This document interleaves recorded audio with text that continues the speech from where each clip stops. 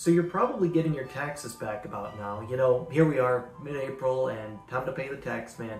But what I wanted to talk about today is a common misconception that I see really frequently, actually, among a lot of conversations that I'm having with my clients, especially around this time of year or whenever we're trying to do any tax planning, right? Because as I always say, tax preparation, that's like looking in the rear view mirror. But tax planning, which is a lot of what we do here in my practice, that's like looking out the windshield so we can see what's ahead. Whereas when you're looking at the rear view mirror, obviously that's what's in the past, what has already happened. So with that in mind, let's take a few minutes in today's video to dispel this common misconception about how the tax bracket system works when it comes to your income. Hi, I'm John Norberg, and welcome to the Financial Prof series. So what is a progressive tax system, and what does it actually mean for you? Well, what is it not? Let's start there.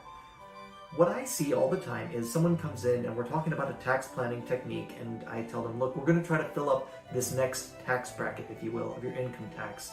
And it might, depending on how the year shapes up for you, end up a couple thousand over into the next bracket. And sometimes I'll get a look like, oh, no, we can't possibly do that. I'm okay here, but if we go here, no can do, because what they think is that unfortunately all of their income would then suddenly be taxed at this much higher rate, say jump from 24% to now 32%. And that's not true. The way a progressive tax system works is in steps. So for instance, this year the first $22,000 of your income is taxed at 10%. But what happens if you make $22,001? Now all of a sudden, is all of your income taxed at 12%, which is the next step up in the bracket, instead of 10%? No, that's not how it works. Instead, $22,000 is going to get taxed at 10%. So in other words, you'll owe $2,200 to the federal government.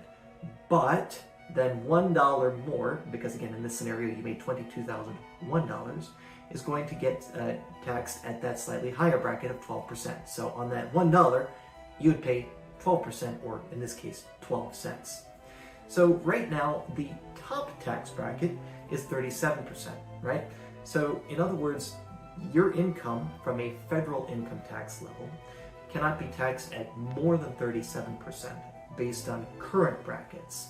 But that doesn't mean that all of your income is going to get taxed at 37%. It just means that instead your income at the level of basically, I think it's between $650,000 or so and up is going to get taxed at that 37% bracket. And the other chunks or tranches of income below that are going to get taxed at lower rates based on what the bracket is. So that's what a progressive tax bracket system looks like, right? So let's take a little look at what it would seem like if we did $1 million, right? Let's do a quick example, and let's use $1 million because that's a nice big easy math number, right?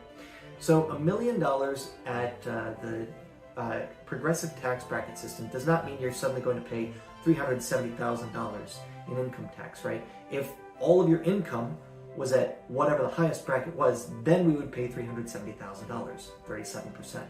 But again, remember, instead it's progressive.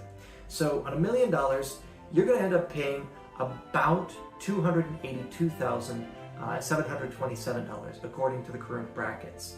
And basically, that's what it looks like if we step up piece by piece, starting with that first 10% bracket, which is the 0 to 22% bracket, factoring in a married filing jointly standard deduction. At the end of the day, that $1 million is theoretically going to get taxed for a total of $282,727. Now, if we want to do things to reduce that tax bracket, there are a lot of levers that we could potentially pull, a lot of opportunities to explore. Things like contributing to retirement accounts, to HSA accounts, itemizing versus taking the standard deduction, charitable contributions, and this is just scratching the surface.